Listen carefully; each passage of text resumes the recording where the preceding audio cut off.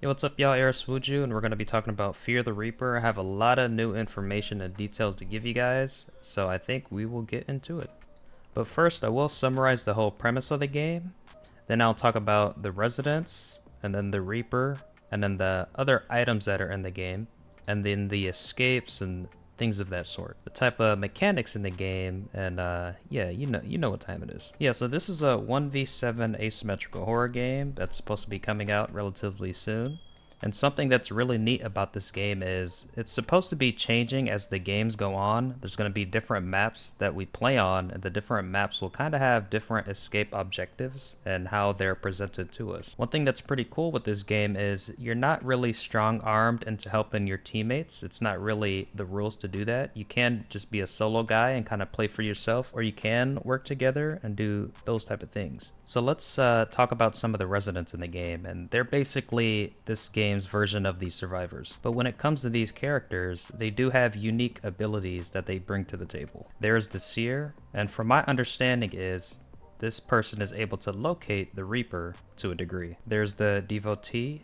I'm not quite sure what this role does. There's the Final Girl, the most important role because if this character remains alive, they'll serve as a boon to your team, and they'll also be able to spot an additional police car, it seems like, at the end of these matches.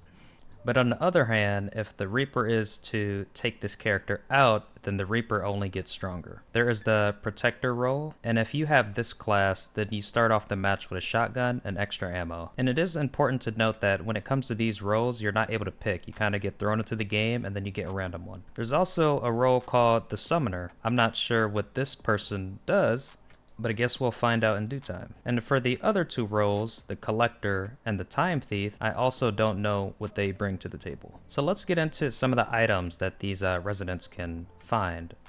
They can find a wire that can help them call more police, so that way there are different locations that police spawn, and if they connect more wires and make more calls, they're able to save more residents. There is also coins that have to be looted. You're looting the coins so you can call the police using the payphones. There's also a map that can help you locate some of these or their potential spawn locations. Oh, and that kind of reminds me, when it comes to locating some of these items, there is a way to reveal more items to your team, though I'm not sure which character exactly does that. Could be the Seer, could be the Summoner, I'm not quite sure.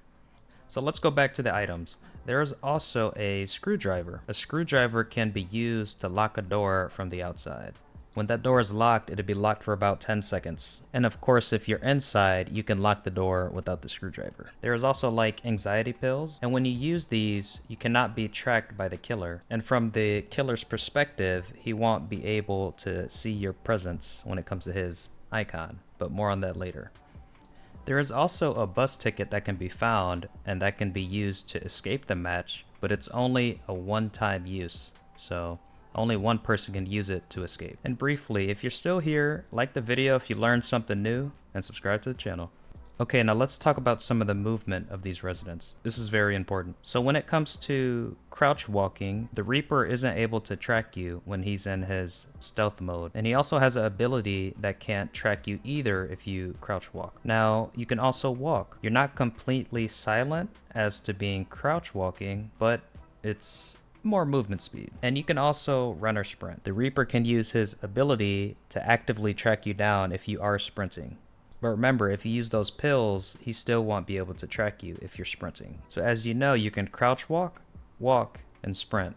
And each one of them will serve a different purpose based on the situation, of course. And I do want to mention, it is entirely possible to kill the Reaper, but it will be extremely difficult, especially if your final girl or final dude is no longer with you. Now with that being said, let's talk about the Reaper. Now when it comes to this character, he has a stealth mode, and this basically gives him a lot faster movement speed, and he can basically move around like kind of a wraith, kind of like a spectral entity. And he is completely invisible. The only way you can tell if this character is here, the killer, is you can hear his breath. You can also tell the killer is there if he tries to open a door silently and messes up his minigame. There will be an audio cue to indicate that the killer just messed up and made a little noise at the front door or whatever door he's trying to unlock. And you know, since we're on the topic of unlocking doors, when it comes to the residents, they have to unlock doors as well. But when they unlock doors, it makes a lot more noise notification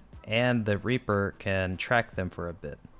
So when it comes to playing the Reaper, if you are in the stealth mode, the survivors, or the residents rather, if they are crouch walking, they will be completely invisible. Now, the Reaper also has a chase mode, basically in his physical form.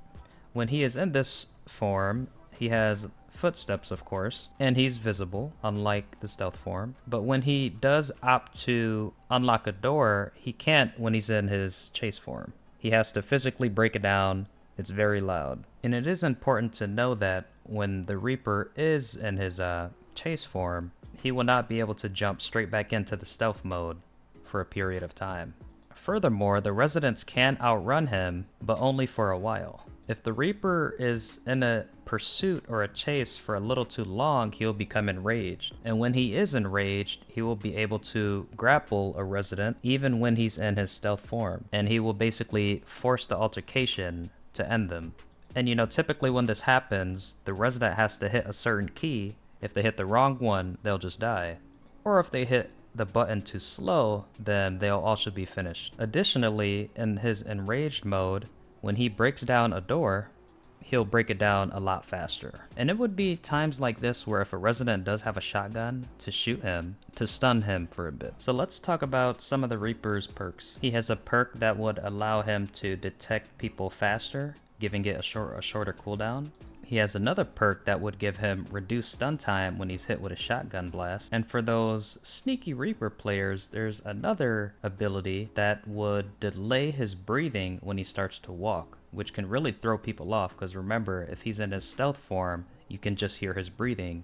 But when he manifests into his chase form, you're hearing breathing, thinking that he's not right on top of you, but in actuality, he could be. Now, there are some other perks he has that I can probably speculate on, like allowing him to teleport into more closets potentially, or reducing the stun time when being hit by a resident, or even tracking a survivor for a longer duration after they missed a skill check or a minigame. One thing I do want to say about the residents, and probably the Reaper to a different degree, is there's like money that you get from looting, and that when you leave the game you get money, so that's maybe things you can buy other perks with and stuff like that. And even potentially cosmetics. One thing that is important to mention is they have some type of founders pack thing people could get if they're in like their Discord server. I guess you can get an exclusive shotgun or an exclusive face mask. So if that's something you're interested in, maybe you can check that out. There is an icon that indicates if there's line of sight on you. For the residents, it's kind of like an eye, and then for the Reaper, if you have eyes on a survivor, then you kind of get this little Reaper icon. But for a lucky resident that eats the pills, then that icon would disappear. That could mislead the Reaper, and it'd be really good for escaping. So with that being said, that basically covers just about the information I know. If you guys know more, let me know in the comments, and let me just give my final thoughts at the moment. So for one, this game definitely seems like it'll be quite scary, a lot of jump scares. I know other games, after you play it for a while, it's not like scary anymore. Like I know Dead by Daylight is like a big fender of that, and TCM not so much, but to a lesser degree. I think it's very important that the Reaper in this game, or the killer, is very strong. You can't just be in his line of sight, or he'll just get enraged and then he'll off you, right? But you also have an opportunity to fight back with your limited resources. And heck, like you can even kill him if certain situations happen. Apparently it's hard. We don't know exactly how. It seems the movement in this game, the crouch walking, and running, is very significant here. And I'm very curious how every game can end up different based on the map, you know, what players are still alive. So I'm really curious to see how that ends up transpiring when the game comes out and people are playing. But with that being said, remember to like the video, and if you're interested in this other new asymmetrical game, Summer Camp, check out this video on the screen here.